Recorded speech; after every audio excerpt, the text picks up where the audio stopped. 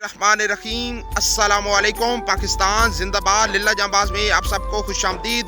الحمدللہ آج بروز جمعۃ المبارک کو ہیلپ ٹرسٹ رجسٹرڈ کے زیر اہتمام THQ ہسپتال پنڈدادن میں ہفتہ وار مریضوں اور تیمار داروں میں کھانے کی تقسیم کی گئی ہے، جس کا عطیہ دیا ہے لیاقت مراد صاحب نے کویت سے اپنے والدین مرحومین کے صالح ثواب کے لیے۔ اللہ تعالیٰ ان کے والدین کی کامل بخشش عطا فرمائے، ان کو کروٹ جنت عطا فرمائے، ان کے گھر میں برکتیں رحمتیں عطا فرمائے، پریشانیاں مصیبتیں دور عطا فرمائے۔